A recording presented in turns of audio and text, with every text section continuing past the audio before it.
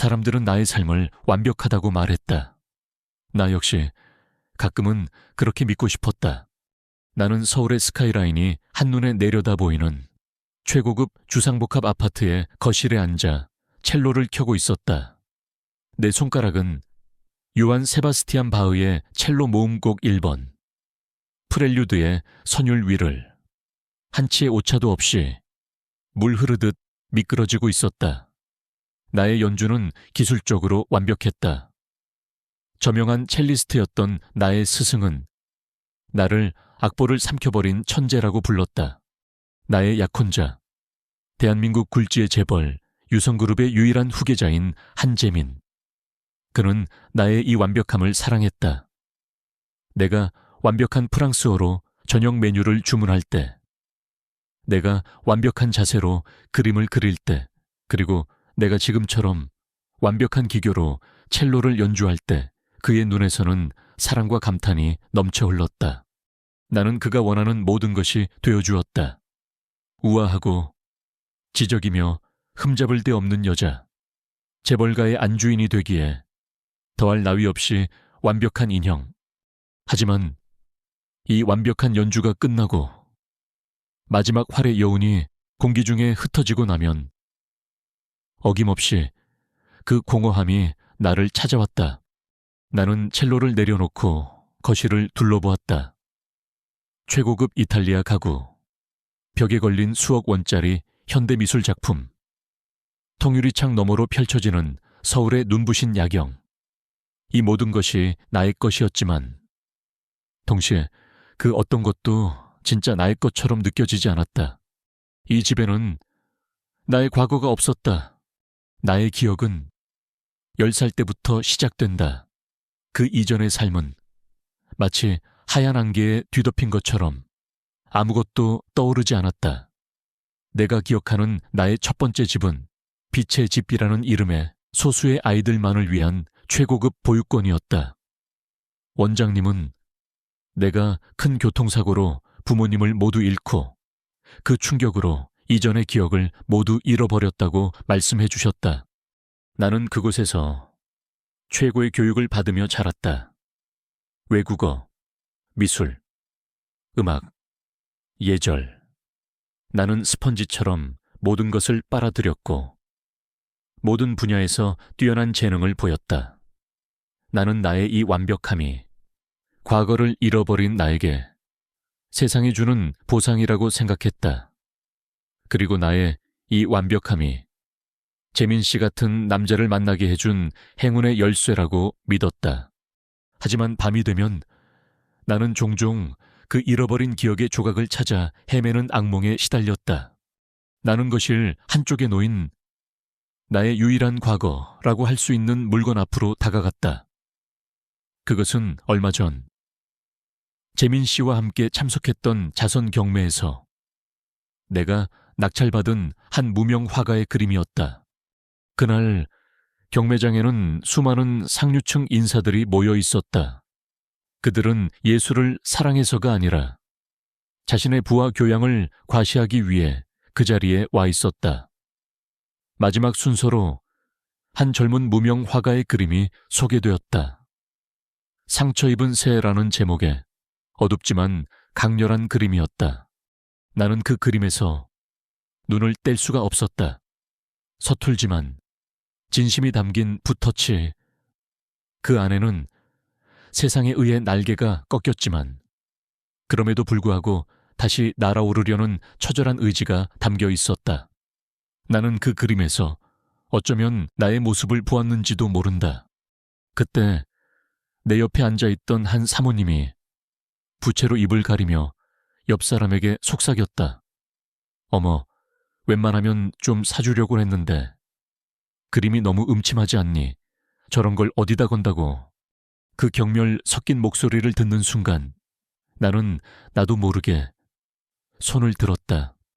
존만 모얀. 내 말에 경매장이 술렁였다. 재민 씨도 놀란 눈으로 나를 쳐다보았다. 아무도 관심을 보이지 않던 무명 작가의 그림에 유성그룹의 예비 며느리가 거액을 베팅한 것이었다. 나를 비웃었던 그 사모님이 자존심이 상했는지 내 뒤를 이어 가격을 불렀다. 1,500. 나는 망설이지 않았다. 3,000. 결국 그림은 나에게 낙찰되었다. 재민 씨는 자기 안목이 아주 뛰어나네라며 나를 칭찬했지만 나는 그 그림을 우리 집 벽에 걸지 않았다. 다음 날 나는 수소문 끝에 그 젊은 화가의 허름한 작업실을 찾아갔다. 그리고는 그 그림을 다시 그녀에게 돌려주었다. 작가의 첫 번째 진심이 담긴 작품은 작가 본인이 소유해야 한다고 생각해요. 내가 말했다. 대신 언젠가 당신이 세상에서 가장 유명한 화가가 되었을 때 저에게 당신의 두 번째 작품을 선물해 주세요. 그 젊은 화가는 눈물을 글썽이며 내게 몇 번이고 고개를 숙였다. 나는 그녀의 모습에서 작은 위안을 얻었다. 나는 비록 나의 과거를 가질 수는 없었지만 다른 사람의 미래를 지켜줄 수는 있었다. 나는 다시 현실로 돌아왔다.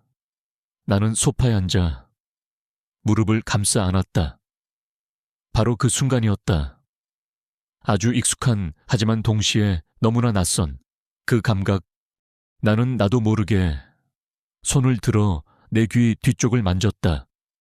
머리카락에 가려 잘 보이지 않는 곳. 그곳에는 아주 작은 별 모양의 흉터가 있었다. 언제부터 있었는지 알 수 없었다. 원장님은 사고 때 생긴 상처일 것이라고 말씀하셨다. 하지만 나는 알고 있었다. 이것은 단순한 상처가 아니었다. 이 흉터를 만질 때마다 나는 그 악몽의 조각들을 떠올리곤 했다. 하얗고 차갑고 네모난 방, 눈을 뜰 수 없을 정도로 밝은 조명, 코를 찌르는 소독약 냄새, 그리고 아주 희미하게 누군가가 내 귓가에 속삭이는 소리. 괜찮아. 너는 나의 가장 완벽한 아이가 될 거야. 나는 공포에 몸을 떨며 자리에서 일어났다. 그때 현관문이 열리는 소리가 들렸다. 재민 씨였다. 유진아, 아직 안 자고 있었어. 그는 내 얼굴이 하얗게 질린 것을 보고 걱정하며 달려왔다. 왜 그래? 자기 또 악몽 꿨어. 그는 나를 그의 넓고 따뜻한 품에 안아주었다. 그의 심장 박동 소리가 나의 불안한 마음을 진정시켜 주었다. 괜찮아. 내가 있잖아. 아무도 자기를 해치지 못해. 그의 목소리는 다정했다. 그의 사랑은 진심이었다. 나는 알고 있었다. 나는 그의 품에 안겨 나의 모든 불안과 의심을 잊으려 애썼다. 나는 이 남자를 사랑했다. 그리고 이 남자가 내게 준 이 완벽한 삶을 사랑했다. 나는 이 행복을 결코 잃고 싶지 않았다. 나는 그의 품에 더 깊이 파고들었다. 그래, 과거 따위는 중요하지 않아. 내게는 지금 내 곁에 있는 이 남자와 우리가 함께 만들어갈 미래만이 있을 뿐이야. 나는 그렇게 나 자신을 속이고 있었다. 나의 이 완벽한 삶이 사실은 내가 상상할 수 있는 가장 끔찍한 거짓 위에 세워진 위태로운 모래성이었다는 사실을 애써 외면하고 있었다. 그리고 그 성이 곧 한 남자의 잔인한 진실 한마디에 송두리째 무너져 내릴 운명이라는 것을 나는 아직 알지 못했다. 결혼식이 이제 일주일 앞으로 다가왔다. 나의 하루하루는 꿈을 꾸는 것처럼 비현실적인 행복감 속에서 흘러갔다. 대한민국 최고의 웨딩 플래너가 나의 모든 일정을 관리해 주었다. 최고급 드레스샵에서의 가봉, 보석 디자이너와의 미팅, 그리고 재민 씨와 함께 우리가 앞으로 살아갈 신혼집의 인테리어를 고르는 일까지 모든 것이 순조로웠다. 재민 씨는 그 어느 때보다 다정했다. 그는 바쁜 회사 일에도 불구하고 나의 모든 일정에 함께해 주었고 나의 작은 선택 하나하나를 존중해 주었다. 그는 나를 세상에서 가장 귀한 보석처럼 소중하게 다루어 주었다. 우리 유진이는 뭘 해도 예쁘네. 그는 나의 이마에 입을 맞추며 속삭이곤 했다. 나는 그의 그 다정함 속에서 지난 10년간 나를 짓눌렀던 외로움과 불안감을 서서히 잊어가고 있었다. 어쩌면 신은 나의 불행했던 과거를 보상해주기 위해 이토록 완벽한 남자를 나의 삶에 보내주신 것일지도 모른다고 나는 생각했다. 사건이 일어난 것은 결혼식을 사흘 앞둔 어느 날 저녁이었다. 그날은 양가 가족들이 함께 모여 상견례를 겸한 저녁 식사를 하는 날이었다. 나는 재민 씨의 차를 타고 그의 본가인 평창동의 대저택으로 향했다. 그의 집은 지난번에 약혼식을 올렸던 곳이었지만 나는 여전히 그 거대하고 위압적인 분위기에 주눅이 들곤 했다. 하지만 그날따라 나의 시어머니가 될 분은 나를 아주 따뜻하게 맞아주셨다. 그리고 나의 진짜 시련이 될 그 남자, 재민 씨의 아버지이자 유성그룹의 총수인 한 회장 역시 인자한 미소로 나를 반겨주었다. 어서 오너라, 세아가 네가 온다는 소식에 우리 집 전체가 환해지는 것 같구나. 그의 목소리는 중후하고 위엄이 있었다. 나는 그의 그 인자함에 긴장이 조금 풀리는 것을 느꼈다. 저녁 식사는 화기애애한 분위기 속에서 이어졌다. 최고급 코스 요리가 나왔고 우리는 값비싼 와인을 마시며 앞으로의 결혼 생활과 미래에 태어날 아이에 대한 희망적인 이야기들을 나누었다. 우리 재민이가 너를 만난 것은 우리 가문의 가장 큰 행운이다. 한 회장이 말했다. 너처럼 아름답고 현명한 아이라면 우리 유성그룹의 안주인으로서 조금도 부족함이 없을 게야. 나는 그의 칭찬에 얼굴을 붉히며 고개를 숙였다. 모든 것이 순조롭게 완벽하게 흘러가고 있었다. 식사가 끝나고 디저트가 나올 무렵이었다. 재민 씨에게 회사에서 걸려온 급한 전화가 왔다. 그는 미안한 표정으로 잠시 자리를 비웠다. 순간 식탁에는 나와 한 회장, 단둘만이 남게 되었다. 어색한 침묵이 흘렀다. 나는 그 침묵을 깨기 위해 무어라 말을 꺼내려 했다. 바로 그때 그가 나를 불렀다. 유진아. 그의 목소리는 이전과는 미묘하게 다른 톤이었다. 인자함 속에 무언가 다른 서늘하고 날카로운 것이 섞여 있었다. 이리 가까이 와보거라. 나는 망설이다가 그의 옆자리로 다가가 앉았다. 그는 나의 얼굴을 마치 처음 보는 희귀한 예술품이라도 감상하듯 아주 오랫동안 샅샅이 뜯어보았다. 그의 시선은 끈적하고 불쾌했다. 나는 나도 모르게 몸을 움츠렸다. 참 예쁘구나. 그가 나지막이 말했다. 눈, 코, 입, 어느 하나 나의 계산에서 벗어나는 것이 없어. 머리카락 한 올, 손톱 모양 하나까지도 내가 상상했던 그대로야. 네 회장님, 무슨 말씀이신지 나는 그의 말을 이해할 수 없었다. 그의 기이한 칭찬에 등골이 서늘해지는 것을 느꼈다. 그는 나의 혼란스러운 표정을 즐기고 있다는 듯이 입가에 기묘한 미소를 지었다. 그리고는 내 인생을 송두리째 뒤흔들어 버린 그 끔찍한 문장을 내 귓가에 속삭였다. 결혼 준비는 흠잡을 데 없이 완벽해야 한다. 그의 목소리는 뱀의 혀처럼 차갑고 매끄러웠다. 왜냐하면 니오는 내가 공들여 만든 내 가장 완벽한 작품이니까. 내 아들을 위해. 순간 내 머릿속이 하얗게 비어버렸다. 작품 나를 만들었다고. 나는 그가 무슨 말을 하는지 도무지 이해할 수 없었다. 그것은 예비 며느리를 향한 도가 지나친 애정 표현인가 아니면 내가 이해하지 못하는 그들만의 기괴한 농담인가. 나는 아무 말도 하지 못하고 그저 그를 멍하니 쳐다볼 뿐이었다. 그의 눈에는 더 이상 인자한 시아버지의 미소가 없었다. 그 자리에는 자신의 창조물을 내려다보는 창조주의, 오만하고 소름 끼치는 만족감만이 번들거리고 있었다. 그때 재민 씨가 돌아왔다. 오래 기다렸지. 무슨 얘기하고 있었어? 한 회장은 언제 그랬냐는 듯 다시 인자한 아버지의 얼굴로 돌아와 있었다. 하하, 우리 며느리가 너무 예뻐서 칭찬을 좀 하고 있었지. 나는 그들의 대화를 들으며 아무런 반응도 할 수 없었다.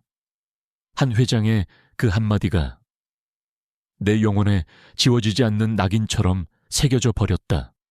집으로 돌아오는 차 안에서 나는 창밖만 바라보며 아무 말도 하지 않았다. 재민 씨는 내가 상견례 자리 때문에 긴장해서 그런 것이라고 생각하는 듯 했다. 자기, 오늘 많이 피곤했지, 우리 아버지. 원래 좀 무서운 분이시잖아. 그래도 자기 엄청 마음에 들어 하시는 것 같더라. 나는 그의 말에 대답할 수 없었다. 그날 밤 나는 내 아파트에 돌아와서도 잠을 이룰 수 없었다. 한 회장의 목소리가, 그의 눈빛이 계속해서 나를 괴롭혔다. 너는 내가 만든 아이야. 나는 결국 거실에 앉아있던 재민 씨에게 용기를 내어 물었다. 재민 씨, 아까 저녁 식사 자리에서 아버님께서 저한테 좀 이상한 말씀을 하셨어요. 응, 무슨 말씀? 저를 아버님께서 만드신 가장 완벽한 작품이라고. 내 말에 재민 씨가 큰 소리로 웃음을 터뜨렸다. 푸하하, 우리 아버지 여전하시네. 유진아, 우리 아버지 말씀 너무 곧이곧대로 들으면 안 돼. 그건 그냥 아버지만의 독특한 칭찬 방식이야. 네가 우리 재민이 아내로서, 우리 집안 며느리로서 너무나 완벽해서 마치 자신이 직접 빚어낸 예술 작품 같다는 그런 극찬이라고. 기분 나빠하지 마. 응, 그는 나를 어린아이 달래듯 다정하게 안아주었다. 하지만 그의 그 순수한 위로는 나의 불안감을 조금도 덜어주지 못했다. 오히려 나를 더 깊은 혼란 속으로 밀어 넣었다. 나만 이상한 사람이 되어버린 기분이었다.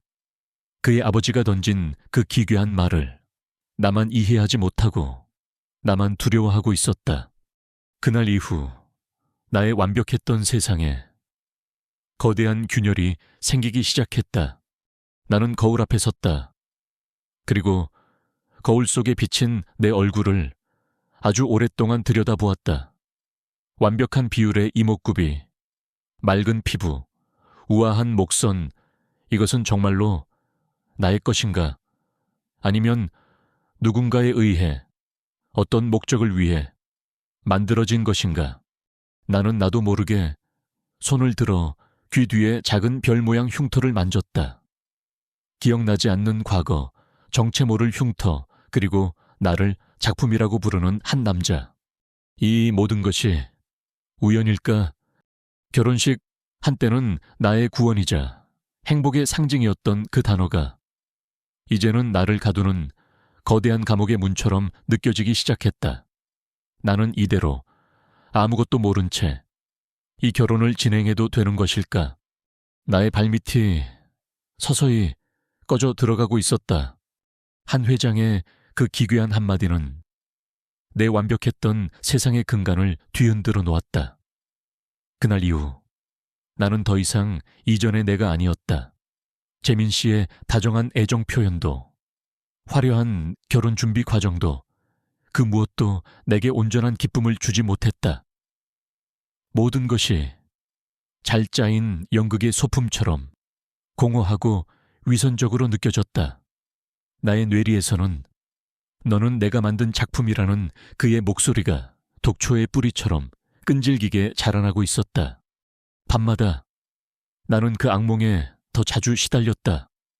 하얀 방, 소독약 냄새, 그리고 나를 내려다보는 정체 모를 사람들의 그림자. 이전에는 그저 의미 없는 꿈의 파편이라고 생각했지만 이제는 그것이 내가 잃어버린 과거와 연결된 끔찍한 진실의 조각일지도 모른다는 공포가 나를 덮쳐왔다. 나는 이대로 아무것도 모른 채 결혼이라는 이름의 운명 속으로 걸어 들어갈 수는 없다고 결심했다. 나는 알아야만 했다. 내가 누구인지를, 나의 진짜 시작이 어디였는지를.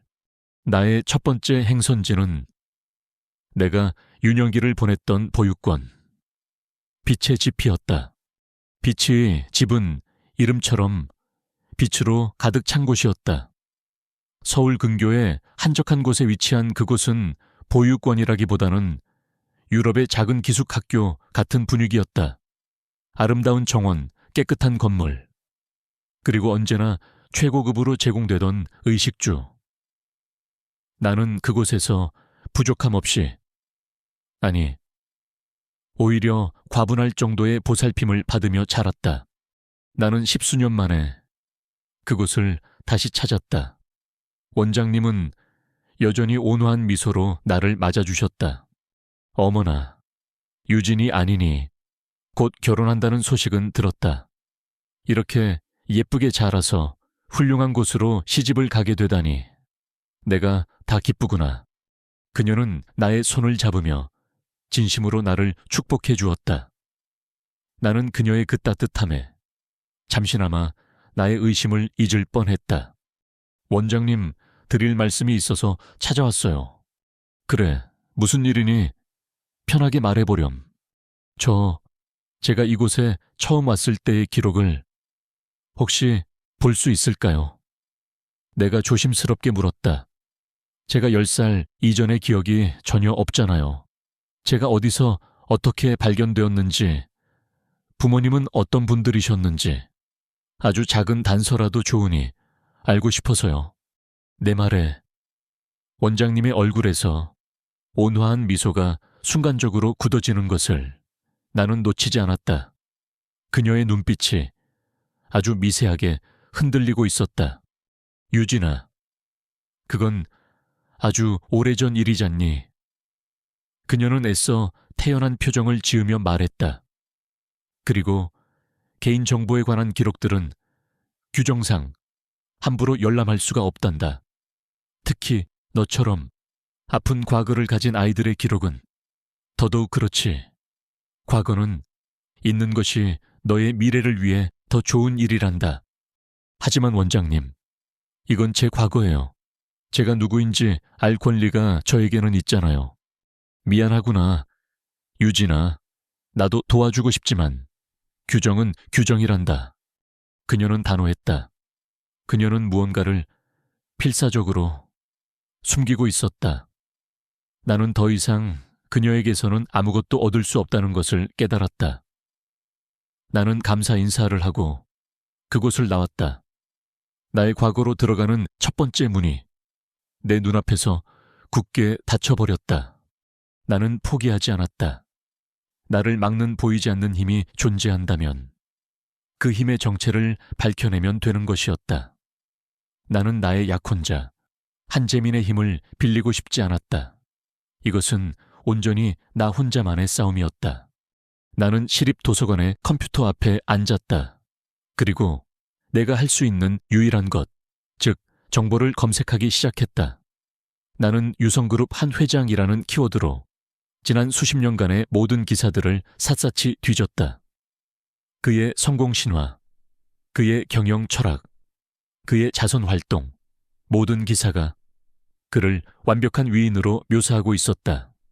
그러다 나의 눈이 아주 오래된 작은 기사 하나에 멈췄다.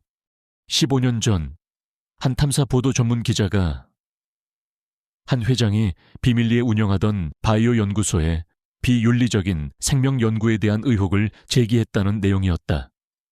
하지만 그 기자는 기사가 나간 직후 거대 언론사와 유성그룹으로부터 허위사실, 유포 및 명예훼손으로 역공을 당했고 결국 모든 소송에서 패소하여 언론계에서 완전히 매장당했다는 것이었다.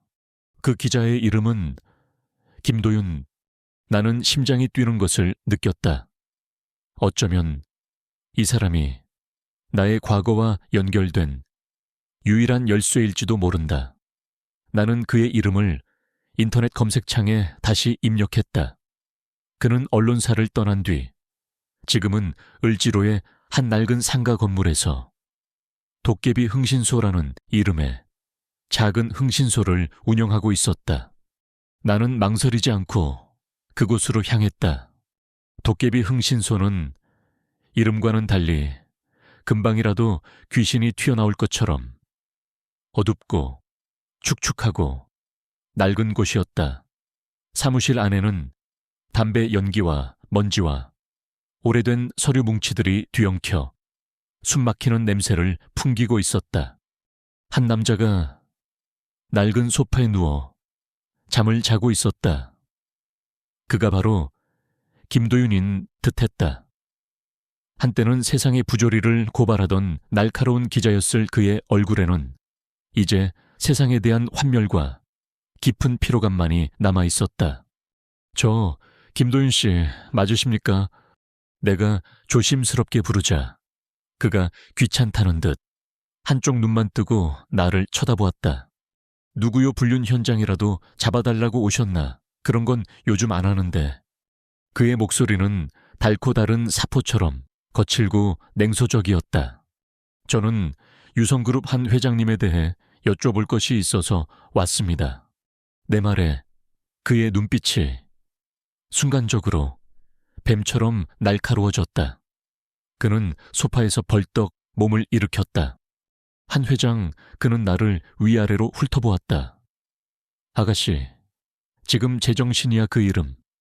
내 앞에서 함부로 꺼내는 거 아니야.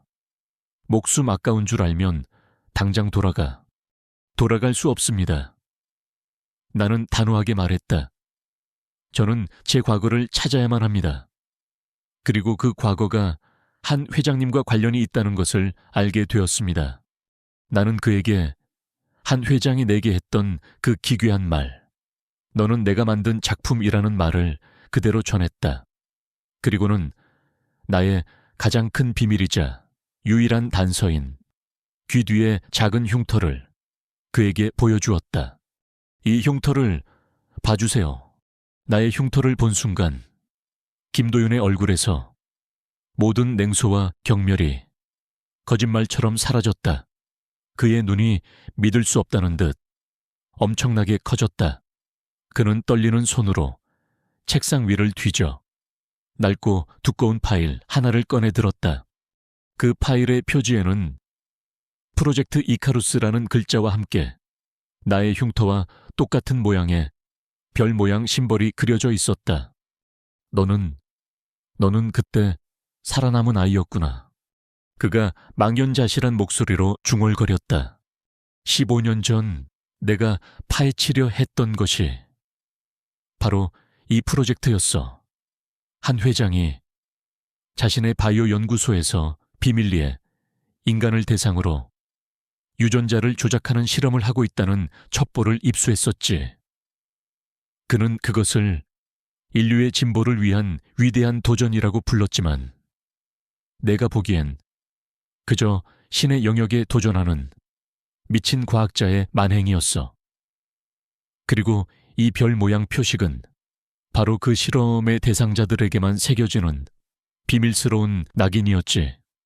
그의 말에 나는 온몸의 피가 차갑게 식는 것을 느꼈다. 나의 악몽, 하얀 방, 소독약 냄새, 그 모든 것이 나의 상상이 아니었다. 그것은 내가 잃어버린 끔찍한 기억의 파편이었다. 나는 그 진실을 세상에 알리려 했지만 그의 힘 앞에서 처참하게 패배했어. 나는 모든 것을 잃었고 그 프로젝트는 역사 속으로 사라진 줄로만 알았지. 그런데 네가 바로 그 증거가 내 눈앞에 다시 나타난 거야. 그는 파일을 덮고 나를 바라보았다. 그의 눈에는 더 이상 환멸이 아닌 15년 만에 다시 타오르는 기자의 집요한 불꽃이 담겨 있었다. 좋아, 내가 돕지. 그가 마침내 말했다. 이건 더 이상 너 혼자만의 싸움이 아니야. 이건 나와 그리고 한 회장이라는 괴물 사이에 15년 만의 재대결이다. 나는 마침내 나의 첫 번째 동지를 얻었다. 나는 희미한 희망을 안고 그의 사무실을 나왔다. 그리고는 근처 카페에서 잠시 생각을 정리하기 위해 커피를 주문했다. 나는 지갑에서 재민 씨가 만들어준 나의 신용카드를 꺼내 점원에게 건넸다. 잠시 뒤 점원이 곤란한 표정으로 내게 다가왔다. 손님, 죄송하지만 이 카드 한도 초과로 사용이 정지되었다고 나옵니다. 네, 그럴 리가요. 나는 다른 카드를 꺼내주었다. 이 카드도 마찬가지입니다. 손님, 바로 그때 내 휴대폰으로 은행에서 보낸 문자 메시지가 도착했다. 고객님의 모든 카드 거래가 비정상적인 사용 패턴 감지로 인해 임시 중단되었습니다. 나는 그 자리에 얼어붙었다. 이것은 우연이 아니었다. 한 회장, 그가 움직이기 시작한 것이다. 그는 내가 자신의 비밀에 접근하고 있다는 것을 알아차리고 나의 모든 돈줄을 끊어 나를 압박하기 시작한 것이다. 그는 내게 경고하고 있었다. 더 이상 까불지 마라. 너는 절대로 나를 이길 수 없다고. 한 회장의 공격은 내가 예상했던 것보다 훨씬 더 즉각적이고 전방위적이었다. 신용카드가 정지된 것은 시작에 불과했다. 다음 날 아침, 내가 살고 있던 아파트의 관리사무소에서 연락이 왔다. 약혼자인 재민 씨의 가족, 즉 유성그룹의 법무팀에서 나의 퇴거를 요청했다는 것이었다. 내가 이 아파트에 살 수 있는 법적인 권리가 없으며 결혼 전에 미리 신혼집에 들어와 사는 것은 부적절하다는 말도 안 되는 명분을 내세웠다. 나는 하루아침에 나의 유일한 안식처에서마저 쫓겨날 신세가 되었다. 그들은 나의 손과 발을 묶고 나의 모든 것을 빼앗아 나를 길거리로 내몰아 스스로 무너지게 만들 작정이었다. 나는 짐을 챙겨 김도윤 씨의 흥신소 사무실 한쪽 구석에 있는 낡은 소파로 거처를 옮겼다. 낮에는 흥신소 직원으로 위장하여 그의 일을 도왔고 밤에는 소파에서 새우잠을 자며 앞으로의 계획을 세웠다. 바로 그때 재민 씨에게서 전화가 걸려왔다. 그의 목소리는 내 대한 걱정으로 가득 차 있었다. 유진아, 대체 어디야? 왜 전화도 안 받고 아버님께 들었어? 네가 갑자기 집을 나갔다고? 무슨 일이야? 자기야, 나한테 말해줘. 나는 그의 목소리를 들으며 가슴이 미어지는 것 같았다. 그는 아무것도 모르고 있었다. 자신의 아버지가 자신이 사랑하는 여자에게 얼마나 끔찍한 짓을 저지르고 있는지를 아버님께서 결혼 전에 미리 신혼집에 들어와 사는 건 보기 좋지 않다고 하셔서요. 그래서 그냥 친구 집에 잠시 와 있어요. 걱정하지 말아요. 나는 거짓말을 했다. 그에게 진실을 말할 수는 없었다. 지금 그에게 진실을 말하는 것은 그를 아버지와 나 사이에 끔찍한 전쟁터로 끌어들이는 것밖에 되지 않았다. 그래, 아버지가 좀 엄격하시긴 하지. 그는 안도하는 듯했다. 신용카드 정지된 것도 아버지가 널 걱정해서 그러시는 거래. 네가 요즘 결혼 준비 때문에 너무 예민해져 있으니 혹시라도 충동적으로 돈을 쓸까봐 잠시 막아두신 거라고. 너무 서운하게 생각하지 마. 내가 다 해결할게. 그러니 아무 생각 말고 푹 쉬고 있어. 응. 그의 다정한 위로가 비수처럼 내 심장을 찔렀다.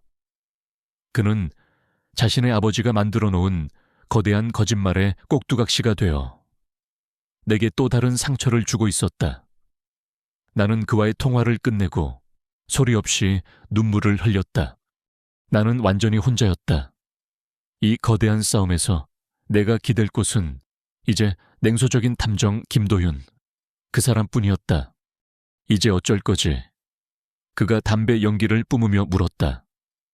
내 약혼자 아버지는 보통 인물이 아니야. 대한민국을 쥐고 흔드는 괴물이라고. 우리 같은 미물들이 정면으로 부딪혀서 이길 수 있는 상대가 아니야. 알아요. 내가 말했다. 그러니 정면이 아니라 그의 가장 아픈 곳, 그가 가장 필사적으로 숨기려 하는 비밀을 파고들어야죠. 프로젝트 이카루스, 그가 나지막이 중얼거렸다. 그 프로젝트의 실체만 밝혀낼 수 있다면 판을 뒤집을 수도 있겠지. 하지만 15년 전 그 연구소는 이미 폐쇄되었고 모든 자료는 파기된 것으로 알려졌어. 파기되지 않았을 거예요. 나는 확신에 차서 말했다. 한 회장 같은 사람은 자신의 가장 위대한 작품에 대한 기록을 절대로 없애지 않아요. 그는 분명 어딘가에 그 모든 것을 보관하고 있을 겁니다. 자신이 얼마나 대단한 일을 해냈는지를 스스로 감상하기 위해서라도요. 나의 그 말에 김도윤 씨의 눈이 번뜩였다. 그는 컴퓨터 앞에 앉아 다시 미친 듯이 자료를 검색하기 시작했다. 그는 자신의 옛 동료 기자들과 정보원들에게 전화를 돌려 15년 전 그 연구소에 대한 정보를 수집했다. 그리고 며칠 뒤 그가 마침내 단서를 찾아냈다. 찾았어. 그가 말했다. 유성그룹이 15년 전 경기도 외곽에 한 상이슬게 있던 폐쇄된 화학공장을 매입했다는 기록이야. 공식적인 용도는 자재 창고로 되어 있지만 위성 지도로 확인해보니 주변에 높은 철조망과 감시 카메라가 설치되어 있어 단순한 창고가 아니라는 거지. 그는 내게 그곳의 설계도면을 보여주었다. 그가 예전에 유성그룹을 취재할 때 몰래 빼내두었던 자료라고 했다. 여기가 바로 그 버려진 연구시설일 가능성이 높아 한 회장이 자신의 비밀스러운 프로젝트의 흔적을 이곳에 숨겨두었을 거야. 나는 그 설계도면을 보며 심장이 차갑게 식는 것을 느꼈다. 그곳이 바로 나의 과거가 잠들어 있는 나의 판도라의 상자였다. 이제 시간이 없어.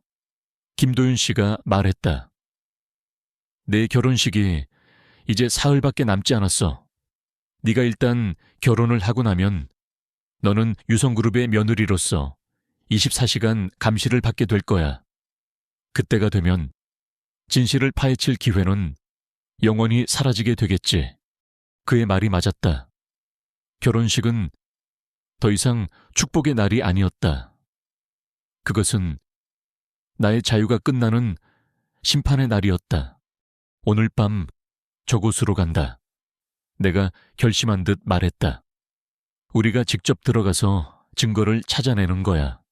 미쳤어. 거긴 경비가 삼엄할 거야. 잡히기라도 하면 우리는 그대로 끝장이야. 그렇다고 이대로 제 발로 지옥으로 걸어 들어갈 수는 없어요.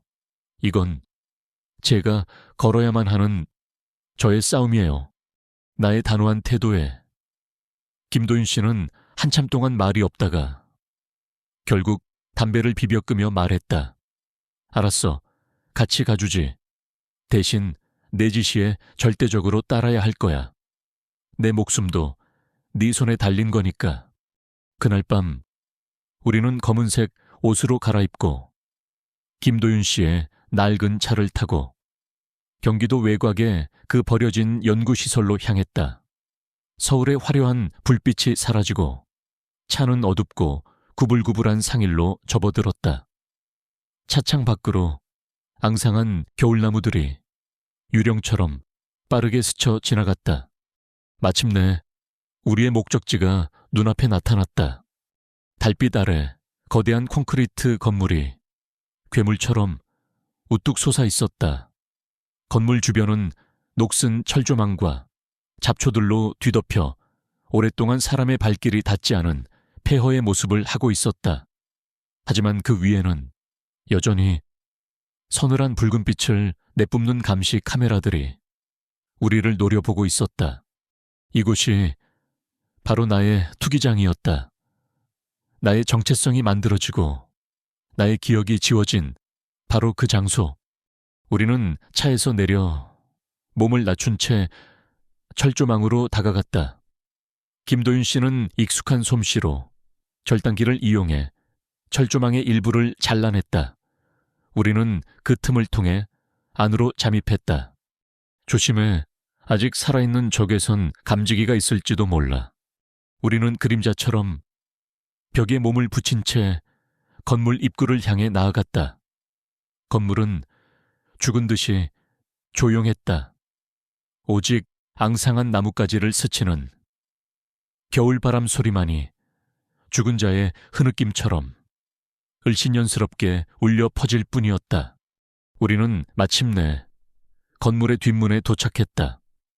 문은 거대한 강철로 되어 있었고 낡았지만 튼튼한 자물쇠로 잠겨 있었다. 내가 해볼게. 김도윤 씨가 주머니에서 만능 열쇠 꾸러미를 꺼내 자물쇠를 풀기 시작했다.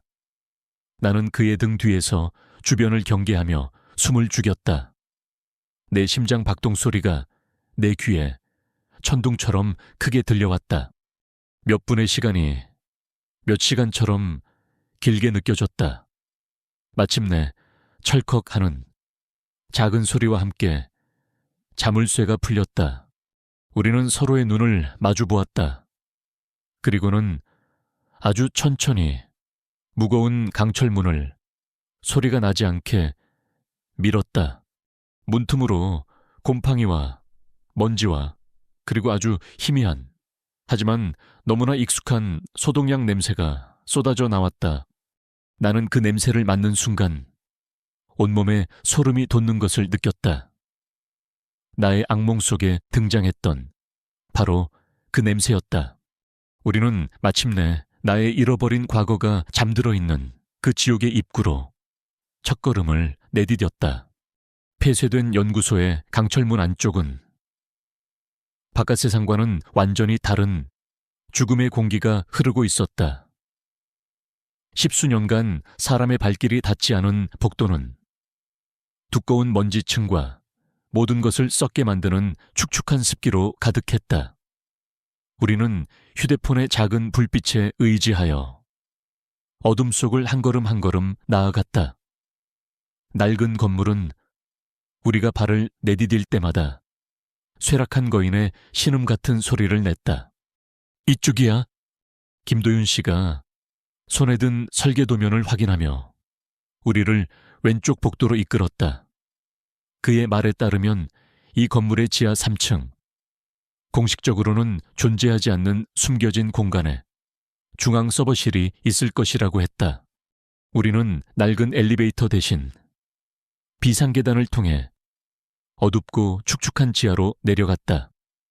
내려갈수록 나의 악몽 속에 등장했던 그 소독약 냄새가 점점 더 짙어지고 있었다. 나는 공포에 질려 떨리는 내 팔을 다른 한 손으로 움켜쥐었다. 지하 3층에 도착했을 때 우리의 앞을 가로막은 것은 거대한 콘크리트 벽이었다. 설계 도면상으로는 분명 이 너머에 무언가 있어야만 했다. 역시 예상대로군. 김도윤 씨가 말했다. 가짜 벽이야. 이 뒤에 진짜 공간을 숨겨둔 거지. 그는 벽을 두드려보며 소리가 다른 지점을 찾아냈다. 그리고는 가져온 장비를 이용해 벽의 일부를 조심스럽게 부수기 시작했다. 잠시 뒤 벽의 안쪽에서 차가운 금속성의 문이 그 모습을 드러냈다. 최첨단 지문인식 시스템과 비밀번호 키패드가 달려있는 외부와는 완벽하게 차단된 문이었다. 젠장, 여기까지가 한계인가? 김도윤 씨가 욕설을 내뱉었다. 그는 해킹을 시도했지만 유성그룹의 철통 같은 보안 시스템은 그의 모든 노력을 비웃듯 침입을 허용하지 않았다. 비밀비연 후 나는 멍하니 그 깜빡이는 키패드를 바라보았다. 바로 그 순간 내 머릿속에서 잊고 있던 악몽의 파편 하나가 섬광처럼 스쳐 지나갔다. 하얀 방, 나를 내려다보는 하얀 가운의 남자. 그리고 그가 다른 사람에게 무심하게 내뱉었던 한마디. 오늘의 암호는 이카루스의 날개다. ICARUS.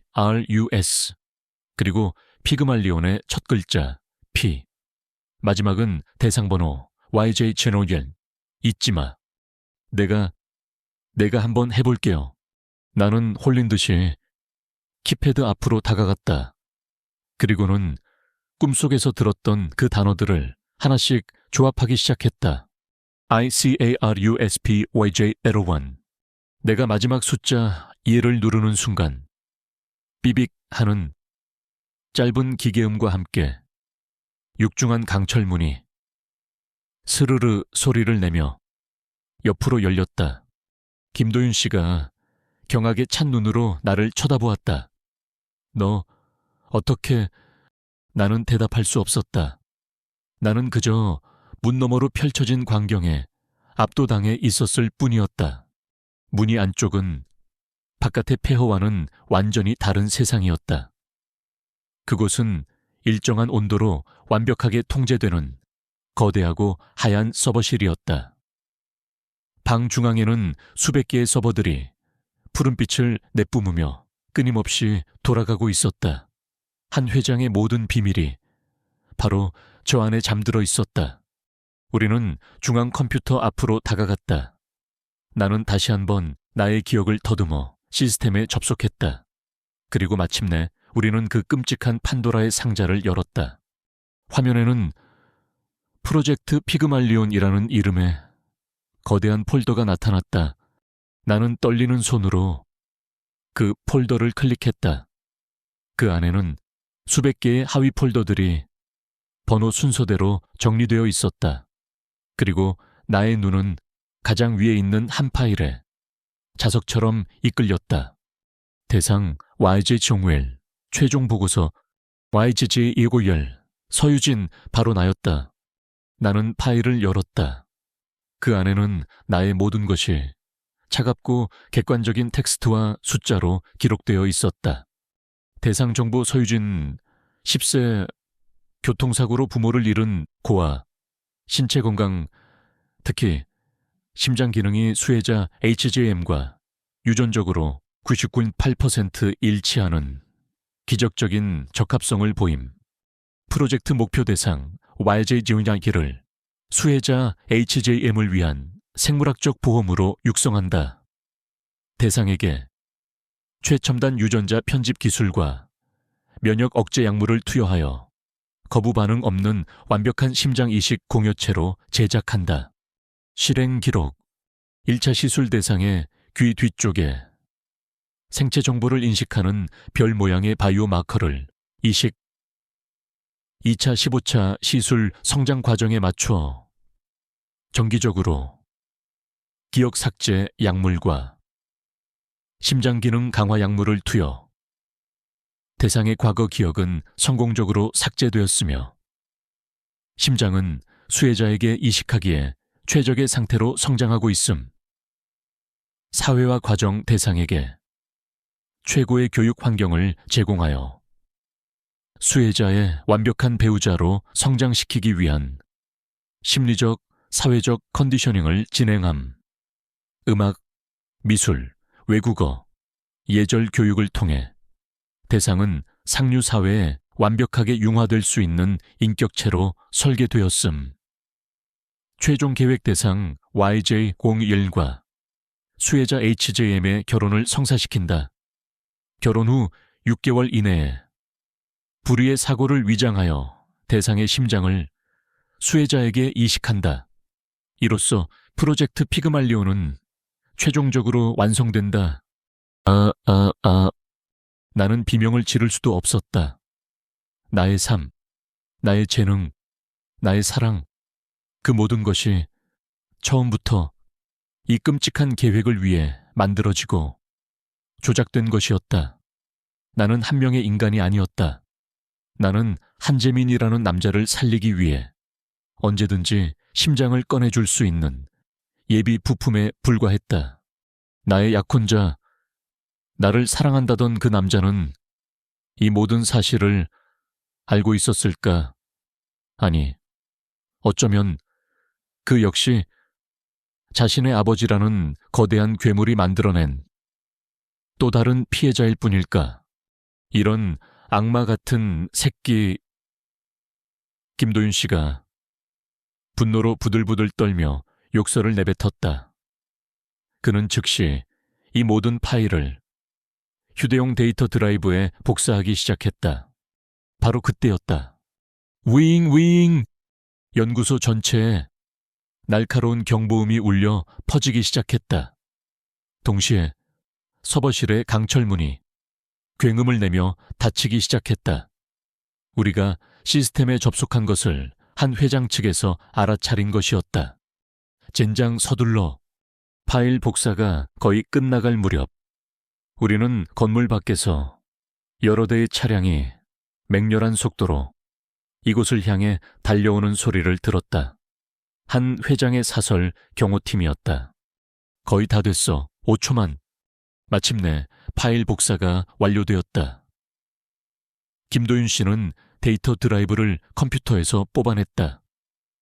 하지만 우리는 이미 도간에 든 쥐였다. 그들이 이 방을 포위하는 것은 이제 시간 문제였다. 바로 그 절체절명의 순간 김도윤 씨가 결심한 듯 나를 바라보았다. 유진 씨. 그의 눈에는 15년 전 모든 것을 잃었던 그 기자의 비장한 불꽃이 다시 타오르고 있었다. 이건 이제 당신 혼자만의 싸움이 아니야. 이건 내 싸움이기도 해. 그는 데이터 드라이브를 내 손에 쥐어주었다. 이걸 가지고 어서 여기서 빠져나가. 무슨 일이 있어도 세상에 이 진실을 알려야만 해. 그게 당신과 그리고 과거의 나를 구원하는 유일한 길이야. 싫어요. 같이 가야 해요. 이건 명령이야. 그는 나를 반대편 비상구 쪽으로 거칠게 밀었다. 나는 저놈들을 유인할 테니 당신은 무조건 뒤도 돌아보지 말고 숲속으로 뛰어어서. 그는 그 말을 남기고 서버실의 가장 중요한 전원 장치를 쇠 파이프로 내리쳐 박살내버렸다. 방 안의 모든 불이 꺼지고 거대한 소음과 함께 스파크가 튀기 시작했다. 그는 자신의 목숨을 던져 나를 위한 혼란과 시간을 만들어주고 있었다. 나는 눈물을 흘리며 그가 가리킨 비상구로 필사적으로 달렸다. 내 등 뒤로 경호원들이 서버실의 문을 부수고 진입하는 소리와 김도윤 씨의 고함 소리가 들려왔다. 나는 뒤돌아보지 않았다. 나는 내 손에 든 나의 모든 진실이 담긴 이 작은 데이터 드라이브를 꽉 쥔 채 어둠 속을 빛을 향해 미친 듯이 달리고 또 달렸다.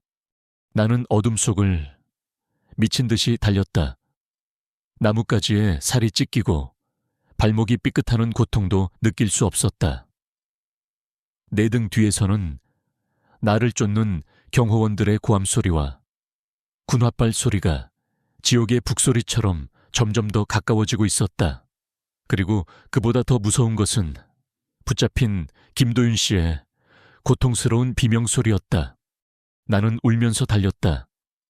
나 때문에 나를 돕던 유일한 사람이 저 괴물들의 손에 붙잡혔다.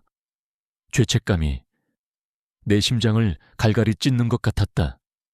하지만 나는 멈출 수 없었다. 그의 희생을 헛되이 만들지 않기 위해서라도 나는 살아남아야만 했다. 그리고 이 끔찍한 진실을 세상에 알려야만 했다. 얼마나 달렸을까. 나는 마침내 숲의 끝자락에 있는 한적한 국도에 다다를 수 있었다. 나는 지나가는 트럭을 향해 필사적으로 손을 흔들었다. 마음씨 좋은 트럭 기사 아저씨의 도움으로 나는 겨우 그 지옥 같은 산을 벗어나 서울로 돌아올 수 있었다. 나는 더 이상 내가 살던 그 화려한 아파트로 돌아갈 수 없었다. 그곳은 이제 내게 있어 가장 위험한 장소였다. 나는 후드티를 깊게 눌러쓰고 재민 씨가 주었던 비상금으로 서울의 가장 낡고 허름한 여관에 방을 하나 얻었다. 나는 그곳에서 뜬 눈으로 밤을 새웠다. 내 손에는 나의 모든 과거와 나의 존재 이유가 담긴 차가운 데이터 드라이브가 쥐어져 있었다. 나는 이제 어떻게 해야 하는가? 경찰에 신고해야 할까 하지만 그들은 대한민국을 쥐고 흔드는 한 회장의 힘 앞에서 나의 말을 믿어줄까? 오히려 내가 정신 나간 여자로 몰려 정신병원에 감금당하게 될지도 모른다. 결혼식은 이제 내일 모레였다. 내게 남은 시간은 없었다. 나는 깨달았다. 내가 이길 수 있는 유일한 방법은 숨어서 싸우는 것이 아니라 세상의 가장 밝은 곳으로 나아가 이 폭탄을 모든 사람들 앞에서 터뜨리는 것뿐이라는 것을. 나는 더 이상 한 회장이 만들어 놓은 연극 무대 위에 수동적인 인형이 되기를 거부하기로 했다. 이제부터는 내가 직접 이 연극의 연출가가 되기로 했다. 나는 대포폰을 하나 구해 한 사람에게 연락했다. 그녀는 과거 김도윤 씨의 동료 기자였으며 그가 언론계에서 매장당할 때 유일하게 그의 편에 서주었던 정의로운 기자였다. 나는 그녀에게 세기의 특종을 제보하겠다는 메시지를 남겼다. 그리고 마침내 나의 결혼식 날 아침이 밝았다. 그날 아침 재민 씨와 한 회장과 그리고 수많은 하객들은 화려한 예식장에서 신부인 나를 기다리고 있었을 것이다. 하지만 나는 웨딩드레스 대신 검은색 정장을 입고 전혀 다른 무대 위에 서 있었다. 수십 개의 카메라, 수백 명의 기자들이 모인 프레스센터 기자회견장이었다. 나는 김도윤 씨를 대신하여 그의 옛 동료였던 그 여기자의 도움을 받아 이 자리를 마련했다. 나는 단상 위에 서서 나를 향해 터지는 수많은 카메라 플래시를 담담하게 마주했다. 더 이상 두렵지 않았다. 제 이름은 서유진입니다. 나의 목소리는 처음에는 조금 떨렸지만 점점 더 크고 단단해져 갔다. 여러분들은 아마 저를 유성그룹 한재민 실장의 완벽한 약혼녀로만 알고 계실 겁니다. 하지만 오늘 저는 여러분이 알고 있는 그 그리고 생물학적 보험이라는 단어들이 화면에 나타나자 기자회견장은 마치 폭탄이라도 맞은 것처럼 엄청난 충격에 휩싸였다. 기자들은 경악을 금치 못했고 카메라 플래시가 쉴 새 없이 터져 나왔다. 나는 그 증거들을 배경으로 나의 마지막 말을 이었다. 한재민 씨는 이 모든 사실을 아마 모르고 있었을 겁니다. 그 역시 자신의 아버지라는 거대한 괴물이 만들어낸 또 다른 피해자일 뿐입니다. 하지만 한재민 회장, 당신은 용서받을 수 없습니다. 당신은 신의 영역에 도전했고 한 인간의 존엄성을 당신 아들의 생명을 연장하기 위한 부속품으로 취급했습니다. 나는 더 이상 당신이 만든 인형 서유진으로 살아가지 않을 겁니다. 나는 오늘 나의 진짜 이름과 나의 진짜 삶을 되찾을 것을 이 자리에서 선언합니다. 나의 기자회견은 모든 방송사를 통해 전국에 생중계되고 있었다. 그 파장은 내가 상상했던 것 이상이었다. 대한민국 전체가 경악과 분노에 휩싸였다. 이것은 단순히 재벌가의 스캔들이 아니었다. 인간의 존엄성에 대한 정면 도전이자 과학 윤리를 짓밟은 끔찍한 범죄였다. 유성그룹의 주가는 단 몇 시간 만에 휴지 조각이 되었다.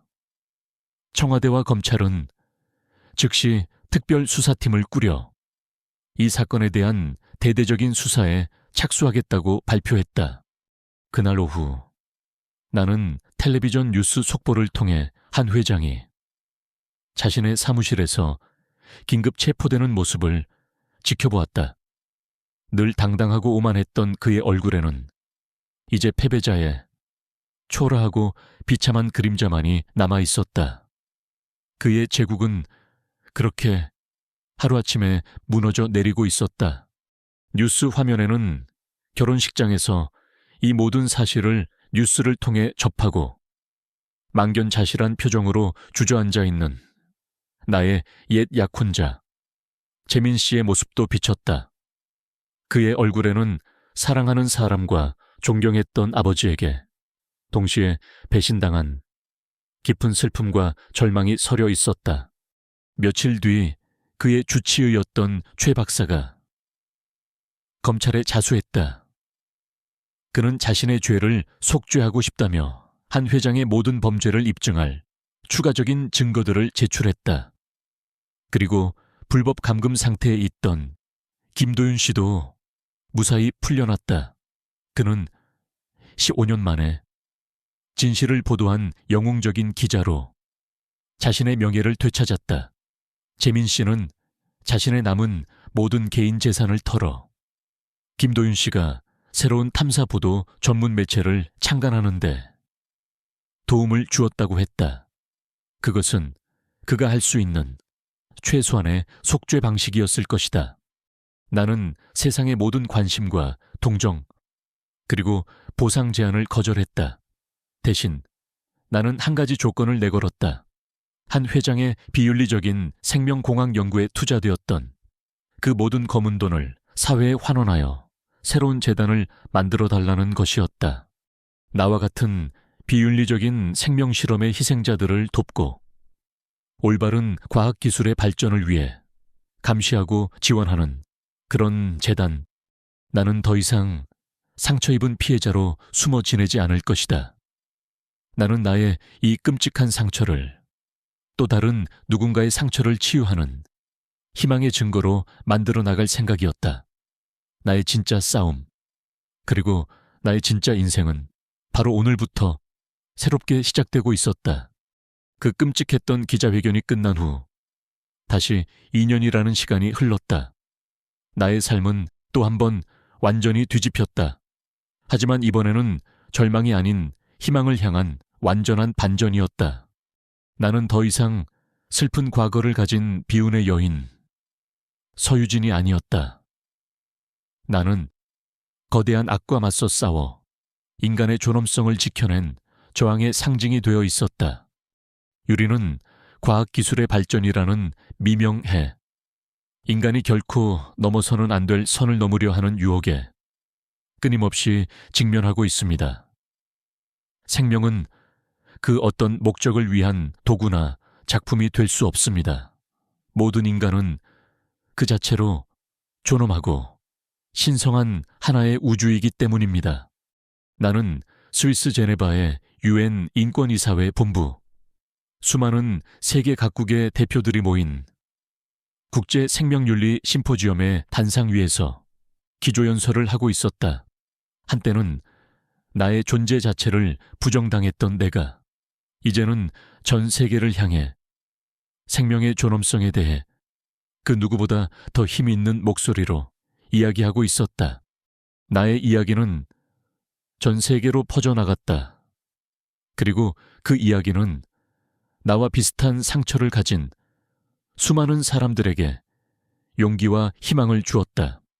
나의 삶은 그 어느 때보다 바빠졌다. 한 회장의 유죄가 확정된 후 그의 비자금으로 설립된 프로메테스 재단의 이사장이 되어 전 세계를 누비며 비윤리적인 생명 실험의 위험성을 알리고 그 희생자들을 돕는 일에 나의 모든 것을 바치고 있었다. 재단의 첫 번째 공식 사업은 서울 외곽에 등대라는 이름의 작은 쉼터를 여는 것이었다. 그곳은 나와 같은 불법 실험의 피해자들이 세상의 편견과 위협으로부터 벗어나 안전하게 머물며 몸과 마음을 치유할 수 있는 그들을 위한 유일한 안식처였다. 나는 심포지엄을 마치고 한국으로 돌아오자마자 등대로 향했다. 그곳에 새로운 식구가 들어왔다는 소식을 들었기 때문이었다. 쉼터의 아늑한 상담실에서 나는 그 아이를 만났다. 이제 갓 20살이 된 듯한 아주 마르고 겁에 질린 청년이었다. 그는 한 제약회사의 불법 임상시험에 알바인 줄로만 알고 참여했다가 심각한 부작용을 얻고 버림받은 아이였다. 나는 그의 맞은편에 앉아 따뜻한 차를 건넸다. 이름이 뭐니? 저는 이름이 없습니다. 그는 고개를 숙인 채 기어들어가는 목소리로 말했다. 저는 그곳에서 그냥 시사밤이라고 불렸습니다. 그의 말에 나는 가슴이 미어지는 것 같았다. 나의 과거, YJ 원혜원이라는 이름이 그의 모습 위로 겹쳐졌다. 나는 그의 손을 가만히 잡아주었다. 아니야, 너는 번호가 아니야. 너는 아주 소중한 한 명의 인간이야. 나는 그에게 나의 이야기를 아주 담담하게 들려주었다. 나의 끔찍했던 과거, 내가 겪었던 고통, 그리고 내가 어떻게 그 어둠 속에서 빠져나왔는지에 대해서. 내 이야기가 끝나자 그는 처음으로 고개를 들어 나를 바라보았다. 그의 텅 비어 있던 눈에 아주 오랜만에 희미한 빛이, 감정의 빛이 떠오르고 있었다. 기억해. 내가 그의 눈을 보며 힘주어 말했다. 이곳에서 너는 더 이상 피험자 씨 세이본이 아니야.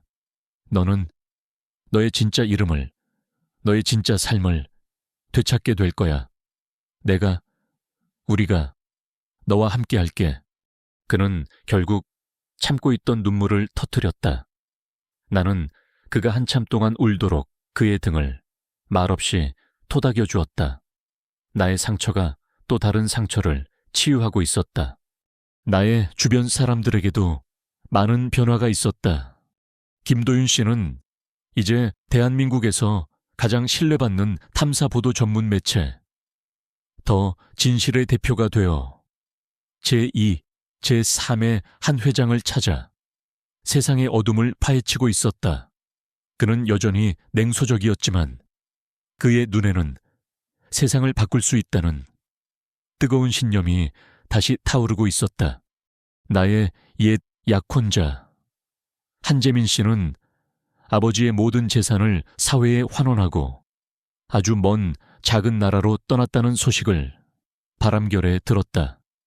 그는 그곳에서 자신의 이름이 아닌 평범한 한 개인으로 속죄의 삶을 살고 있다고 했다. 나는 그가 언젠가는 자신을 짓누르는 아버지의 그림자에서 벗어나 온전한 자기 자신의 행복을 찾기를 진심으로 기도했다. 나는 이제 나의 삶을 완전히 되찾았다. 나는 더 이상 서울의 야경이 내려다 보이는 그 차갑고 거대한 아파트에 살지 않았다. 나는 북촌의 한적한 골목에 아주 작고 오래된 한옥을 얻어 나만의 공간으로 꾸몄다. 그곳에는 더 이상 다른 사람의 취향에 맞춰진 값비싼 가구들이나 과시용 그림들은 없었다. 대신 내가 직접 고른 소박한 가구들과 내가 사랑하는 책들, 그리고 내가 직접 그린 나의 그림들이 그 자리를 채우고 있었다. 그날 밤 나는 나의 작업실에 서 있었다. 그곳에는 내가 지난 몇 달간 매달려온 거대한 캔버스가 놓여 있었다. 나는 더 이상 첼로를 켜지 않았다. 완벽한 기교로 연주되던 그 선율은 만들어진 나의 것이었지. 진짜 나의 것이 아니었다. 대신 나는 그림을 그렸다.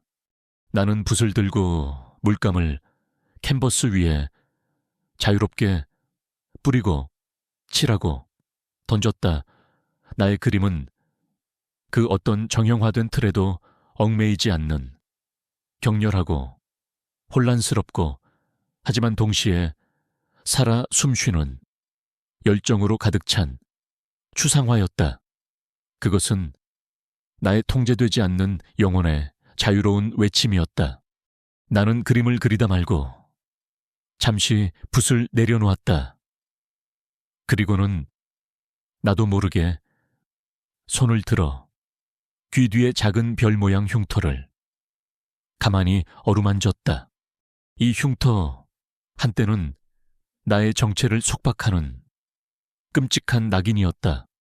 하지만 이제 내게 이것은 그 모든 억압과 거짓에 맞서 싸워 마침내 나의 존엄성을 되찾은 나의 투쟁의 역사이자 영광스러운 훈장이었다. 나는 더 이상 이 흉터를 두려워하거나 부끄러워하지 않았다. 이것 또한 온전한 나의 일부였으니까 나는 흉터를 어루만지던 손을 내려 다시 팔레트 위에서 가장 강렬한 핏빛의 붉은색 물감을 붓에 듬뿍 묻혔다. 그리고는 나의 캔버스, 나의 세상, 나의 새로운 우주의 한가운데를 향해 그 붉은 물감을 힘껏 내리쬐었다. 쿠악 선명한 붉은색이 캔버스 위로 자유롭게 폭발하듯 흩뿌려졌다.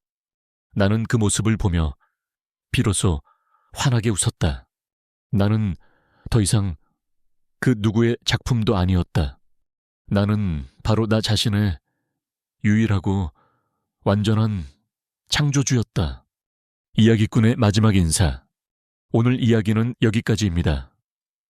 제 이야기가 여러분의 마음에 작은 울림을 주었기를 바랍니다. 이 이야기가 마음에 드셨다면 채널을 구독하고 영상에 좋아요를 눌러주세요. 여러분의 응원은 제가 더 좋은 이야기를 만드는데 가장 큰 힘이 됩니다. 알림 설정을 해두시면 다음 이야기를 가장 먼저 만나보실 수 있습니다. 댓글로 여러분의 생각을 자유롭게 남겨주세요. 저는 모든 댓글을 소중하게 읽어본답니다. 다음 주 더 흥미로운 이야기로 다시 찾아뵙겠습니다. 감사합니다.